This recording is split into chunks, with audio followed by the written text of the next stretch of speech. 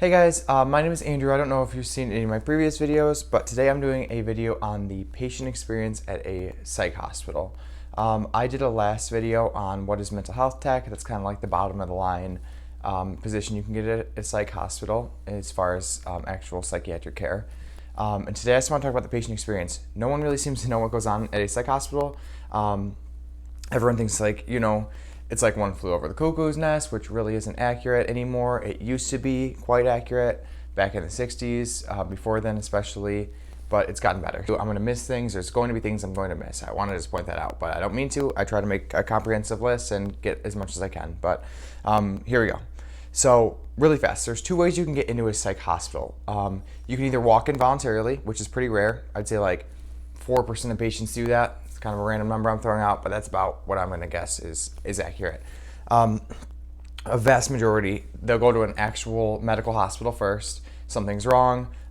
They had a breakdown, or a family member usually makes them go in, or they'll get arrested on the street and brought to a normal hospital. So once you go to the medical hospital, they'll usually call up to the mental hospital if they think that you need to be admitted there. And then a petition will be formed, and the only way that a petition can be valid is if a mental health professional with a license signs off on that patient to go to the hospital.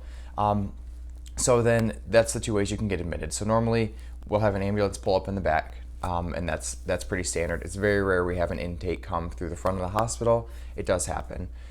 So a patient will be there, we'll sign them into the hospital, and then it's called an intake or a PA. I don't know if it's a physical assessment. I'm assuming that's what it's for. I've never asked. So any kind of belongings they have, the PCS is in the gray.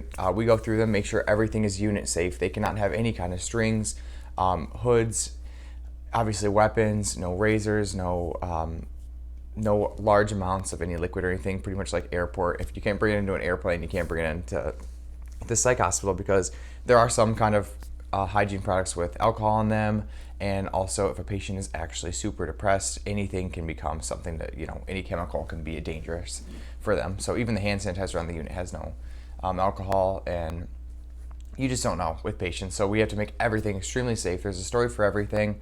No shoelaces, either they can have their shoes, no work boots. We had one guy come in with steel toe boots, and he was very upset that he couldn't have them, but I'm like, what are we supposed to do? If he gets upset and starts kicking people with steel toe boots, someone's gonna break something. So I get that.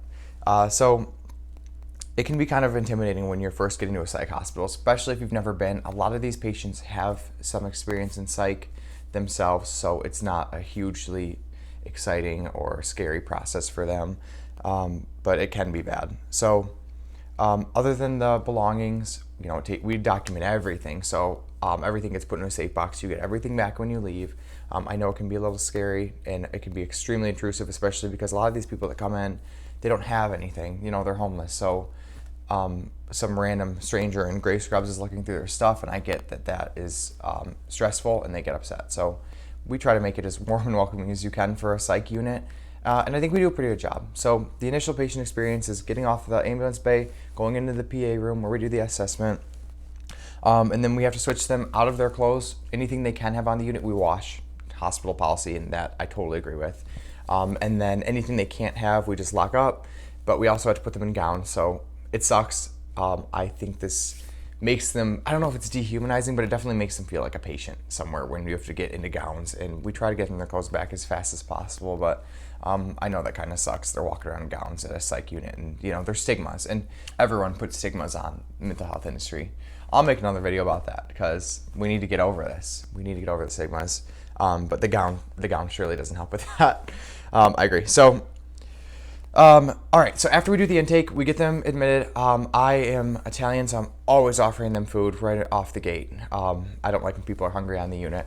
That bothers me. So I get them something to eat, and then I show them the unit. It's not very big. They have, for example, with one of our units is just a hallway full of bedrooms, and then they have a hallway full of group rooms. Nothing too crazy, nothing too stimulating. After I show them the group rooms, I go over and show them their bedroom. Our units, or at least on my unit, this is different I'm sure everywhere, and every hospital has their own policies and stuff, but there's 2 beds, 2 rooms, so they usually get a roommate, and we try to match them up with someone they're gonna be compatible with as much as we can, which is important. You don't wanna put someone who's pretty psychotic, initially psychotic, and that's 20 years old with a 70-year-old depressed patient, because that's just not going to be a good match, you know. They're just going to get irritated with each other, or I don't know. You want to match them up, try to be humane about it, you know. Think about the patients. So we do that. I actually think we do that pretty well at our hospital. And then they have 2 bedrooms, so they'll have the roommate, and then they also have a shower. Everything in the room, literally everything, is designed so they can't cut themselves with anything. The mirrors are like they're not glass, they're stainless steel, but they have like a reflective on them, so they warp everything. You feel all subconscious.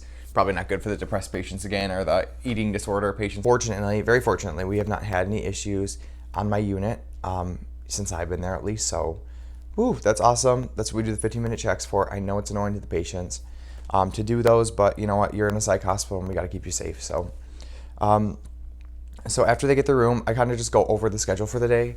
Our schedule, I don't know if it's going to be close to anybody else's or any other hospital, but we have rec therapy, usually 3 times a day, and that is literally rec therapy. I'll do a video on this too, because I don't think many people know what rec therapy is, but you can get a 4-year bachelor degree in it, and it's pretty much like doing recreational activities like games, and I've seen them do Jenga, and I've seen them do like word searches. I've seen them play charades. It's always fun to watch them do charades. So stuff like that, just to teach healthy coping mechanisms. And I think that I'm on the adult males unit. I think that comes off as a little bit childish sometimes, but truly, some of these guys have had no healthy coping mechanisms their whole life. They're literally on the streets, you know, doing meth, which is pretty common. Just a quick PSA, anyone who's doing drugs, it's not my life. I'm not endorsing it, but please be careful. Fentanyl has been popping up a lot lately in drug tests. Fentanyl will kill you extremely fast, and it needs such a little amount, it's almost undetectable. So it's so potent too. The gloves we have at work, you have to actually wear special gloves because it's so potent. It can go through the gloves and kill you. So please be careful. Please be careful. It's an extremely, extremely strong opioid, and it will kill you immediately. So if you're doing drugs, if you have the luxury, test them. I don't recommend doing drugs at all, but I'm just letting you guys know. Quick PSA while I'm doing the intake process. So anyways, so rec therapy just teaches these guys healthy coping mechanisms to get back out in society, and maybe they won't do, they'll think about it. I could do this instead of doing this negative drinking or anything to healthy cope with stress. So again, it seems a little childish. I'm going to put a video up, but I actually like it. I didn't initially like it, but if you go in there, like anything, you go in with a healthy mindset, and you go in with a growth mindset, and you'll get something out of it, even if you don't initially think you will. So another PSA for all the patients, go to the groups. You have nothing else to do on the units throughout the day, go to the groups. In addition to rec therapy, every patient gets a psychiatrist. They see you once a day. They get a social worker that they see, they try to see them at least 3 or 4 times a week. It's hard. The social workers are busy. They have a lot of people, and it's just hard, limited resources. Do what we can. There's always PCSs on the floor. There's always nurses on the floor 24/7. So that's pretty much who you're going to see as a psych patient. You're going to get nurse. You're going to get people like me, the PCSs, throwing food at you, trying to make you laugh and smile and have a good time as much as possible. And then you're going to get the psychiatrist once a day. You'll see for about 10 minutes. So really fast. The psychiatrists get a lot of crap. They're super busy. A lot of these guys have other jobs too at other hospitals. Be compassionate. They see you for 10 minutes a day if you're lucky. So get your story together, tell them what they need to know, and give them all the information you can get out in 10 minutes, because a lot of these patients won't do that, and they'll shut down, and they'll get angry, they don't want to be there, and then they're not getting accurate treatment because they have not given an accurate representation of what they need to be treated for. So another stigma too, and people don't want to see a psychiatrist, and it's like, I get it, I totally understand. I get it. I've been through some psych stuff that I probably should have gone and seen a counselor or something for, and I didn't, because you got the stigma. There's nothing wrong. I'll get through it myself. But you're at that mental health hospital, you think this, but at the point that you're at the mental health hospital, a little bit of humility, even if you don't think there's anything wrong with you, just go see the psychiatrist and tell them what's going on. They're there to help, even if you don't think they are. They're there to help, and that's a big part of the hospital too, is patients come in, they don't want to be there, and I get it. It's involuntary 99% of the time. But if you guys just take, a couple minutes, assess the situation, you can't leave, you're stuck there for at least 3 days, most of the time 7 to 10. That's just how it goes with the meds and the state laws. You can get something out of it that's really helpful. If nothing else, you don't have to go to work for a week. If nothing else, you have somewhere to sleep for a week. If nothing else, you have someone to listen to for a week. If nothing else, you have some kind of community of people going through similar things as you for a week. It's a very valuable situation that you have, and not a lot of people get that situation or that time with a professional, or with me giving amazing groups about life and self-improvement and, hope to have some kind of reason to look forward for the future. So take advantage of the mental health hospital while you're there. I know it's hard. I haven't been on the other side of it, so I don't know how hard it is. But the fortunate part is that you're with 20 other people at least that have done that and are going through the same thing. So if nothing else, take advantage of your peers. That's my little PSA again. Take advantage of your peers. That's the patient experience, the most valuable thing, and I tell them every single day. There's people going through similar things as you. Even if you think they're not, you're all at the psych hospital, so there's a commonality you have together. Deal with it. Learn from it. Hugely valuable. So, all right, and then really fast. So I'll go over the next point. So the daily schedule is pretty much that. You're going to groups. You have lunch. We try to take you off the unit. We have a little courtyard. You can go outside and get some fresh air. Hugely important, especially for depressed patients. Vitamin D, people, go out, get some vitamin D, really important. And it's your mindset too. If you go in with a bad mindset, 90% of the time, by the time you leave, I've kind of gotten to you, or somebody else has, and it's changed, and it's awesome. Just to see, it's not supposed to be like the most positive experience of your life being at a psych hospital. But when people leave and their mindset has changed, I think that we've won. That's awesome. 99% of mental health is just your mindset. And if you think you don't want to be there's nothing wrong with you, that's the mindset you're going to have. That's what you leave with, and you're not going to get anything out of it. But if you go there, and even if you don't admit there's something wrong with you, you just admit, I could improve. There's nothing wrong with me, but I could improve. And everyone can improve, no matter we have psych issues or not. You can learn something every day and improve. If that's the mindset you leave with after being really stubborn when you get in and upset, then I think we've won, and the mental hospital has done its job. So that's my little spiel. Again, I know I'm giving these a lot, but nobody knows what's going on with its psych units. They have a lot of stigmas. It's pretty much just a 7 to 10 day waiting room while we figure out what's going on, what meds are going to help, and that's it. It's like a waiting room for that in a therapeutic environment where it's going to be a safe environment, where you're going to have a schedule, because a lot of people don't have schedules coming in. Some of these guys haven't slept for 4 days. I have no idea how that's possible, but they literally will come in and say they have not slept for 4 days. They will sleep. We'll get them a warm meal, get them in their bed, and they will literally sleep for 20 hours straight. So I believe it when they say that. I don't know how the heck you go 4 days without sleeping, and I feel bad for people that have to live through that, because that genuinely is a form of torture. Okay. So then on the discharge, the social worker by law, I don't know if this is the same in every state, but I have to imagine it is. The social worker by law has to find somewhere for you to go. We cannot just dump you out in front of the hospital. For the better. That's a good law. We can all agree with that one. There's some I don't agree with, but that's one we all can agree with. So we pay for a taxi if you're going to a group home. Most of these guys that are homeless, we just find them a group home. And we also give everyone 2 weeks of their medication. I think we should do a month. I don't know why we're doing 2 weeks. I wouldn't even go to the doctor normally unless something's really bad. So I can't imagine a lot of these guys are going to get meds. I think that's probably something that's a hole in the system we should look at fixing, making it way easier for these guys to get meds. Maybe it is. I'm not a social worker. I don't know to the extent they set up appointments. I know they do, but I don't know. I don't know enough about it to complain about that one. But they get 2 weeks worth of meds, and then the social worker has to find them somewhere to go. In addition to that, they do set up some kind of appointments. I don't know, from what I've talked to from the patients, they don't set up a therapy or a counseling session typically unless the patient asks. Please, everybody ask for some kind of therapy. It doesn't matter if it's an LPC, a licensed professional counselor that doesn't need a doctorate, that can just do general counseling with you. It could be a psychiatrist. It could be a clinical psychologist. Just find somewhere. There are so many people that are willing, that are around anywhere. I've looked at all jobs all over the United States. There are always counselors around. Just find somewhere. You need to go. Once you're away from this hospital, you have all this structure, all this medication, all this support, all the community, all the staff helping, and then we just kind of sweep the rug out, and you're again alone in the situation you were in before. You need to see somebody that can get counseling for you. That, a mental hospital is the first step. It's the first step, and you're there for a reason. Somebody with a license that's a professional in the industry signed you in on a petition, so something wasn't going right in your life, or you wouldn't be there. That's the bottom line. I just want everyone to know that. Everybody comes in and says they shouldn't be there. That is the stereotypical line. And I get it. And I genuinely believe there are some people that shouldn't be there. But again, you go in with the growth mindset, you learn something, you leave a better person, and everybody can use therapy and counseling. So it's just another stigma you need to break down. So go to therapy, go to counseling. Please continue getting help even if you don't think you need it. It's all proactive. It's what you put in, you get out of it. And that's so important in the mental health industry. When you come in, you don't want to be there, you're not going to get anything out of it if you hold that mindset the whole time. You don't go to the groups. You're rude to the staff that are trying to help you. Happens a lot. But again, 99% of the time, I can get to them.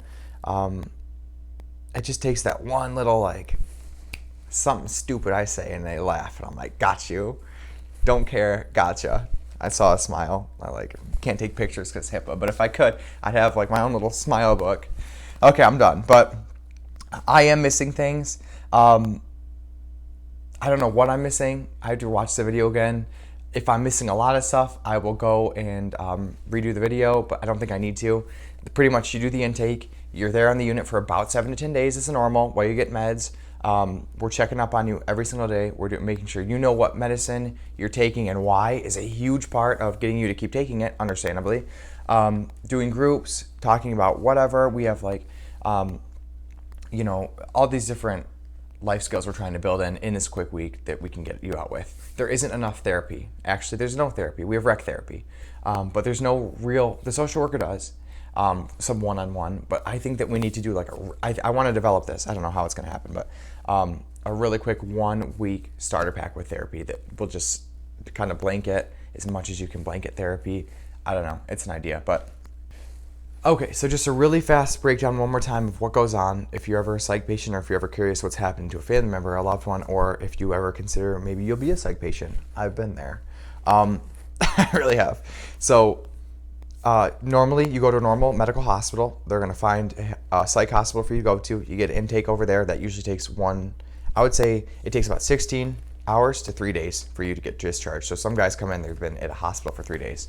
Long process. So you get to the psych hospital on ambulance. We do the intake, show you the unit after we get all your belongings, everything set.